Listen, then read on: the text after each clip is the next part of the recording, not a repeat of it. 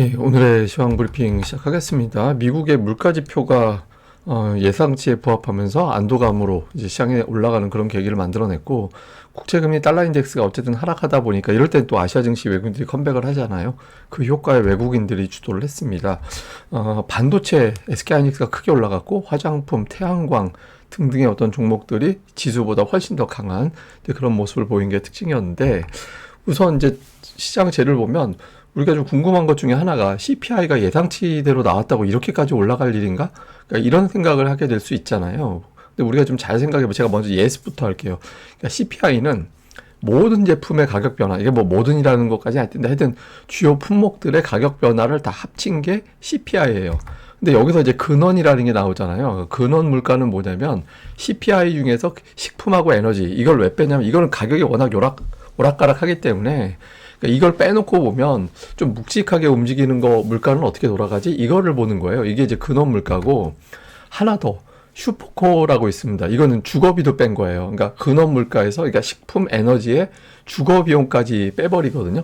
이렇게 되면 뭐만 남냐면 대체로 임금 정도, 임금 상승률만 남게 됩니다. 근데 그래서 슈퍼코어가 왜 중요하냐면, 이게 임금 상승률 같이 한번 올라가면 잘 안 빠지잖아요. 월급 올렸다가 이제 떨어뜨리는 거 잘 안 하잖아요. 그래서 이거는 정말 천천히 움직인다, 이렇게 보는 거거든요. 그래서 이게 이제 툭 이제 떨어지는 추세가 되면, 인플레이션이 잡히는구나, 이거는 꿈쩍 않고 있고, 예를 들어서 그냥 갑자기 떨어졌다, 이러면 그냥 식품이나 에너지 때문에 일시적으로 떨어졌구나, 올라갔구나, 이렇게 보거든요. 그래서 시장에서 은근하게 이제 중요하게 보는 게 이제 슈퍼코어입니다. 이것까지 우리가 이제 예습을 하고 보면, 일단 미국의 그 지난달 CPI는 예상치에 부합하고, 근원 같은 경우는 0.3 예상했는데 0.2가 나왔잖아요. 그래서 예상대로 잘 나왔구나. 근데 이게 끝이 아니라 일단 주거 비용이 계속해서 떨어지고 있다라는 거. 그러니까 CPI에서 가장 큰 항목을 차지하는 게 주거 비용인데, 어쨌든 이게 내려가고 있기 때문에 최근에 국제유가 올라가긴 하지만 뭐 물가 지표가 드라마틱하게 급등할 것 같지는 않다. 물론 이제 최근에 산불 때문에 그 임대료가 갑자기 캘리포니아 지역에서 확 올라갈 가능성이 있고, 그것 때문에 이 지표가 치솟을 가능성이 있다, 이런 건 나오곤 있거든요. 근데 그건 뭐 한두 달 영향 주고 꺾일 가능성이 있기 때문에, 어쨌든 큰 주기로 보면 물가가 확 올라가진 않을 것 같다, 이렇게 보는 거고, 또 하나는 이게 바로 슈퍼코어, 아까 제가 이제 말씀드렸던 슈퍼코어는 되게 천천히 떨어져야 되는 항목이거든요, 보통 보면. 근데 이게 떨어졌어요, 지난달보다. 그래서 이게 서비스 물가가 좀 낮아지고 있기 때문에, 그러니까 미국의 어떤 물가 인플레이션 자체가 굉장히 단단해서 절대 안 떨어지는, 또는 막 여기서 갑자기 치솟아 올라가고, 그러니까 이런 상황은 아닌 것 같다, 이렇게 본 겁니다. 그리고 하나 더 보면, 미국 국채금리가 CPI가 예상치대로 나왔다고 하는 거 쳐놓고는 되게 많이 빠졌잖아요. 예, 그러니까 되게 많이 빠졌는데, 이 빠진 거에 대해서 또 시장에서는 뭘 보게 되냐면, 세 항목을 뜯어보니까 연준에서 제일 중요하게 보는 거는 PC 물가거든요. 제가 뭐 아침에도 설명드렸지만 다시 한번 정리해드리면, 생산자 물가 PPI는 백화점에 제품을 납품하는 단가, 그다음에 CPI, 오늘 발표된 CPI는 거기에 가격 라벨을 붙이는 가격 라벨 단가. 그러면 이제 PC는 뭐냐, 소비자가 들어가서 얼마를 쓰고 나오느냐, 지난달에 10,000원 썼는데 이번 달에도 10,000원 썼냐, 아니면 11,000원을 썼냐, 이거에 따라서 그럼 10% 올랐네, 빠졌네, 이걸 보는 건데, 연준은 PC로 물가를 따져보게 되거든요. 근데 지금 세부 항목을 보니까 1월 PC 같은 경우는 0.2가 나올 것 같다라는 거예요. 그러면 0.2면 이번 달 발표될 예정인 게 0.32 정도인데, 지금 봐서는 요 최근의 지표 봐서는 0.2가 나와서 이게 다음 달에 발표되는 물가 지표는 좀 떨어질 것 같다, 그러니까 이렇게 안도를 한 거죠. 그래서 이게 지표는 예상대로 나왔다고 해서 시장에서는 그냥 뭐 좀 적당히 올라갈 수도 있었는데, 세부 항목 보니까 좀 기대감을 좀 자극할 만했다, 그러니까 이렇게 평가가 됐던 것 같습니다. 그러다 보니까 오늘 미국 국채금리가 2023년 12월 이후에 하루 하락폭으로는 최대폭으로 빠진 거예요. 근데 이제 이게 제가 보기에는 그냥 지표, 이거 옵션 거래 이런 게 많이 걸려 있는 것 같아요. 막 이렇게 지수 가지고 이렇게 설명하긴 하지만, 최근에 미국 증시에서 보면 옵션, 막 공매도 이런 것들이 되게 많았거든요. 그래서 아마 그런 거래가 활성화되고, 실제로 오늘 미국에서 보면 그 공매도 쇼 커버가 되게 활발했대요. 그래서 공매도 대상이 됐던 종목들 평균 상승률이 4.2%가 나왔다고 하거든요. 그래서 아마 저걸 빌미로 이제 공매도 청산, 그리고 금리도 워낙 많이 올라 있었기 때문에 부분적으로 좀 그 포지션이 바뀌면서 지금 매도가 세게 나왔던 게 아닌가, 이렇게 추정이 됩니다.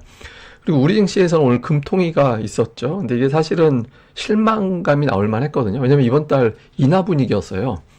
예, 뭐 이게 최근에 뭐 동결 주장 나오긴 했지만 내심으로는 인하 쪽이다 이런 분위기가 여의도 쪽에서는 좀 돌았었거든요. 왜냐하면 이제 계엄 사태 이후에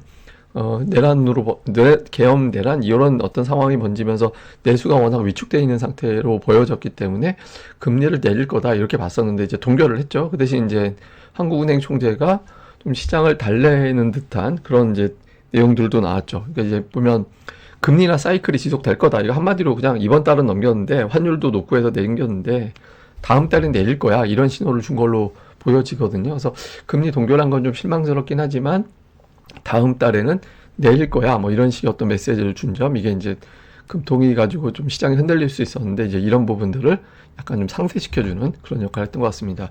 특징주로는 오늘 반도체 특히 SK하이닉스가 많이 올랐는데 우선 그 마이크론 테크놀로지가 6% 가까이 올라갔잖아요. 그래서 이게 이제 올라간 것도 있고 뭐 엔비디아 이제 HBM4 조기에 공급할 것 같다. 올 여름 이내에 뭐 이제 좀 테스트하고 공급하고 뭐 이렇게 될 것 같다. 이런 내용들이 나왔고 또 이제 UBS에서 보기를 이제 오늘 아시아 시황 얘기하면서 아시아 특히 이제 AI 관련된 기업들의 실적이 크게 좋아질 것 같다. 이런 내용이 있었거든요. 그리고 이제 외국계 증권사에서 28만 5천 원인가요? 하여튼 목표 주가 조금이긴 하지만 높였다라는 보고서도 나왔다라는 내용이 이제 오전에 좀 돌았었고 이런 것들이 겹치면서 하이닉스가 올랐는데 좀 되게 중요한 자리였거든요. 왜냐면 20만 원이 계속 벽이었어요. 그리고 20만 원 넘어갈 때마다 이제 음봉 맞고 떨어지고 이렇게 돼서 이게 쉽지 않구나 이렇게 될 수 있는 자리였는데 오늘 굉장히 강하게 돌파하는 그런 모습이 나왔죠. 근데 이게 이제 여기서 버텨줘야 되거든요. 21만 원 아래로 내려오지 않고 여기서 이제 계속 올라가지고 이게 나아가서 이제 삼성전자가 지금 60일선 아래에 있기 때문에 삼성전자까지 끌어올리는 그런 역할을 해주는 게 되는지가 되게 중요합니다. 그래서 어쨌든 하이닉스가 오늘 외국인들에게는 각광을 받으면서 가장 많이 올라갔다. 이렇게 그리고 시장을 주도했다. 이렇게 보면 되겠습니다. 특징적으로는 오늘 코스닥은 시총 7위까지 에코프로 제외하고는 제법 올랐다. 특히 이제 그 뭐 아침인가요? 제가 어젠가요? 그 코스닥 종목 중에서 제약이 제일 부진한 것 같다고. 근데 오늘은 그 얘기 꺼내니까 또 바로 알테오젠 2.8%, HLB 5.8%, 삼천당제약, 리가켄바이오가 각각 4%, 9% 이렇게 큰 폭으로 올라갔죠. 그래서 제약바이오 같이 좀 덜 올랐었던 대형주 쪽에 또는 어제 많이 빠졌던 대형주 쪽에 이제 매수가 집중되는 그런 모습이 좀 나왔고 그 외에 보면 이제 성광밴드가 오늘 되게 많이 올랐습니다. 이걸 4.6% 올라가면서 장중에 이제 마이너스로 갔다가 이제 또 뒤집어서 올라갔거든요. 근데 이런 예전의 사례를 제가 말씀드리는 게 어떤 도움이 될지 모르겠어요. 하여튼 예전에 이 성광밴드를 900원에 사신 분이 있었어요. 그러다가 언젠가 해서 해외 출장 사놓고 깜빡 이제 다 잊어버리고 이제 해외 출장 갔다 왔더니 이게 몇만 원이 돼 있는 거예요. 그때 당시 이게 되게 오래전 얘기거든요. 그래서 그 계좌가 엄청나게 불어나 있어서 그거 어떻게 하면 되냐고 막 여기저기 막 묻고 그랬던 분이 있었거든요. 근데 지금 어떻게 되는지 저는 잘 모르는데 근데 그게 이제 우리나라의 주식이 장기 투자했을 때 그렇게 수익이 나면 참 좋겠는데 성광밴드 연간으로 쭉 한번 펼쳐놓고 보세요. 이게 장기 투자해서 이렇게 수익 낸다라고 하기에는 진짜 몸에 살이 100만 개 생긴다 해도 쉽지 않은 케이스긴 하거든요. 근데 어쨌든 갑자기 이제 성광밴드 보니까 생각이 나서 하여튼 지금 조선 관련된 종목군들이 쉽게 이제 밀리지 않는 그런 모습들이 나오고 있고 화장품주가 또 오늘 많이 올라갔죠. 근데 이제 화장품주 같은 경우는 중국이 지금 계속 경기 부양하는데 예전 같은 경우는 중국이 경기 부양하면 전통적으로 화학이라든가 석유화학이라든가 뭐 철강 이런 종목군들이 강했어요. 그러니까 인프라 투자 이런 것들이 들어가니까. 근데 지금은 중국이 소비를 부양하는 쪽으로 많이 집중되고 있잖아요. 그래서 뭐 이런 종목이라든가 아니면 뭐 여행주라든가 이런 쪽에 투자자들이 좀 관심을 가지는 것도 이해는 되는 대목이죠. 그래서 어쨌든 화장품주들이 좀 강하게 올라갔고 그다음에 태양광, 예, 태양광 관련된 종목들. 그러니까 뭐 몇 주 전에 미국 시장에서 퍼스트 솔라 이런 종목군들이 특징주로 자꾸 이제 걸리기도 했었잖아요. 근데 어쨌든 중국에 대한 어떤 견제 이런 것들에 대한 반사이익 이런 부분들이 이제 부각이 되면서 태양광 관련된 종목군들도 올랐습니다. 오늘 이제 좀 대형주군이라든가 뻔히 아는 종목들 이외에서 한번 보다 보니까 이제 이런 조금 평소에 얘기 안 했던 종목군들 이런 쪽으로 제가 일부러 좀 찾아서 설명을 드렸습니다. 자, 수급에선 외국인들이 이제 매수로 들어왔죠. 그러니까 금리가 4.6 넘어서 4.8로 갈 때는 좀 위축이 되긴 하는데 금리만 내려가 주면은 오늘 아시아에서 한국하고 대만이 좀 유난히 많이 올랐거든요. 그래서 한국, 대만에 대한 매수 의지는 좀 있는 것 같습니다. 근데 이제 선물이 장중 피크 대비는 매수 규모가 줄었거든요. 이걸로 볼 때는 아마도 오늘 상승이 좀 오버한 것 같아. 아니면 연속적으로 쭉쭉 올라갈지는 잘 모르겠어. 이런 생각도 있는 것 같아요. 그래서 어쨌든 외국인들이 많이 샀고, 근데 개인들이 오늘 팔아서 오늘 한 8천억 팔았으니까 이제 이틀 지나면 예탁금이 또 저만큼 증가될 수 있겠죠. 근데 추세로는 예탁금이 잘 안 들어옵니다. 그러니까 1조 5천억 가까이 들어왔다가 이제 다시 1조 원 가까이 빠져나갔잖아요. 그러니까 공모주 청약이 아마 이번 달에 그 LG CNS도 있고 막 해서 몇 개 있잖아요. 그래서 그 영향으로도 자금이 약간 왜곡된 것 같은데, 제가 그 예탁금은 계속 추적 중이거든요. 왜냐하면 지금 시장이 이렇게까지 활발하게 움직여주면 그러면 자금이 좀 들어올 수도 있지 않을까라고 생각이 돼서, 그러니까 좀 계속 체크를 해보고 있습니다. 근데 이제 아직까지는 눈에 띄게 확 들어왔구나 이런 느낌은 없는 것 같아요. 자, 종목은 오늘 외국인들 5천억 매수한 것 중에 4,800억 원, 예, 거의 뭐 95%가 SK하이닉스에 집중되었고, 그다음에 삼성전자가 순매수 2위 550억 원 정도 들어와 있고, 그다음에 이제 제약바이오 계열 화장품, 예, 이런 종목군들이 매수에 좀 들어가 있었고, 그다음에 기관 투자들은 레버리지 레버리지를 산다라는 거는 뭐 여러 대형주를 쪼개서 산다 이렇게 또 해석이 되긴 하거든요. 어쨌든 대형주를 대놓고 사진 않잖아요. 예, 그리고 이제 뭐 종목들을 보면 좀 고르게 좀 뿌려서, 예, 뭐 전차군단 뭐 이런 거 아닌 종목군들을 좀 고르게 뿌려서 매수하는, 예, 그런 모습을 좀 보인 게 특징이었고, 그다음에 코스닥 쪽에서는 외국인들이 제약주, 예, 뭐 어제하고 완전 반대예요. 그러니까 HLB 3000당 제약, 알테오젠, ABL 바이오, 이런 식으로 해서 바이오 계열의 종목군들을 일제히 사고, 매도 쪽은 엔터주와 반도체 쪽, 그러니까 이쪽에 좀 매도가 많았고요.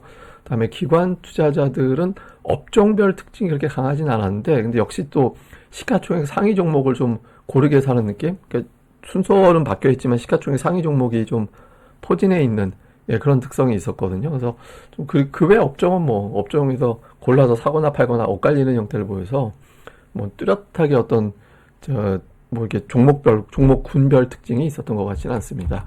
자, 일단 오늘 저녁에 미국에서는 소매 판매 같은 이제 소비 관련된 지표가 나옵니다. 그래서 이게 금리를 앞으로 두 번 다시, 아침에 제가 미국 금리가 5% 넘어가기는 쉽지 않을 것 같은 이유를, 그러니까 미국의 이제 부채에 따른 이자 비용 가지고 설명을 드렸잖아요. 근데 그건 뭐 그냥 이론적으로 그렇다라는 거고 얼마든지 올라갈 수도 있는 거니까, 어쨌든 이런 걸 빌미로 금리가 올라가면 안 되는 거죠. 특히 이제 4.8 이상은 시장이 굉장히 부담스러워 한다는 걸 알았기 때문에 이게 좀 어떻게 되는지 봐야 되고, 근데 오늘 미증시는 공매도 숏 커버가 좀 컸다고 하거든요. 그렇게 추정이 됩니다. 그러니까 그렇게 추정이 되는데, 그 다음에 어떻게 될 거냐. 그러니까 뭐, 또 더군다나 이번 주에 이제 미국이 주간이라, 미국의 어떤 변동성도 나올 수 있고, 더군다나 트럼프 취임, 그리고 첫 발언이 뭐가 될까? 이런 거에 대한 궁금증, 의구심이 좀 있으니까 어떻게 돌아가는지 봐야 될 것 같고, 근데 어쨌든 금리만 내리면 한국과 대만은 외국인들이 매수한다라는 게 입증이 됐잖아요. 그리고 SK하이닉스, 중국 소비 관련된 종목군들, 오늘 해운주들도 최근에 강한데 이것도 중국 견제라고는 합니다만은, 그러니까 실어 나르는 산업, 그러니까 조선과 해운이 강하다라는 거는 교역에 대한 어떤 기대가 뭐가 됐든 그런 것도 좀 반영이 된다라고 볼 수 있거든요. 그래서 어쨌든 이런 종목군들이 좀 강한데, 메인 주도주가 확 나오면 좋겠을 타이밍이거든요. 지금쯤 됐을 때는. 그러니까 하이닉스만 해도 이렇게 20만 원 시원하게 돌파한다라는 느낌보다 올라가면 또 내려가는 거 아닌가 이런 걱정이 좀 있잖아요. 그래서 좀 추세적으로 한번 쭉 하고 밀고 올라가는 그런 메인 대장주가 되는지도 잘 봐야 될 것 같습니다.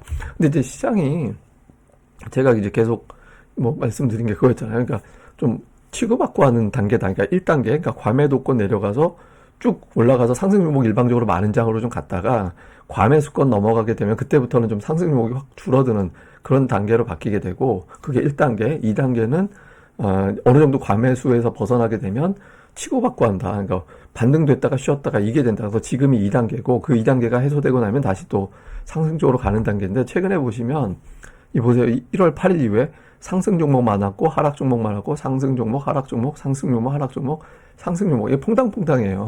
코스피 보시면. 그러니까 이게 시장이 완전히 한쪽으로 자리 잡은 게 아니라 그날 보면서 트럼프의 취임 후 첫 번째 발언이 뭐가 될까 이거를 보느라고 지금은 기다리고, 그렇다고 뭐 엄청나게 빠지거나 올라갈 만한 또 재료가 있는 건 아니니까 이 상태에서 오락가락 하는 거거든요. 근데 트럼프의 등장이 겁나는 게 아니라 그러니까 그게 신경 쓰이는 게 아니라 이 사람이 등장하면서 금리하고 환율 이런 걸 건드릴까봐 걱정되는 거잖아요. 근데 만약에 금리가 정돈이 된다라면 이제 양상이 좀 추세로 잡힐 수도 있게 되겠죠. 물론 그때도 지수는 좋더라도 상승 종목이 일방적으로 많기는 쉽진 않겠지만 어쨌든 지금은 환율하고 금리가 되게 중요하다. 근데 제가 일관되게 말씀드리는 건 지수에 의미 두지 말고 종목 개별 수급이 되게 중요할 때다. 지금 종목장이니까 그 부분에 집중하는 게 좋겠다라고 계속 말씀을 드리죠. 그래서 그러니까 예탁금이 증가하지 않는다면 이제 시세 주도권은 기관 쪽에 있다라고 봐야 되니까 그쪽에 어떤 빌드업이 된 종목군들 계속 보는 게 좋겠습니다.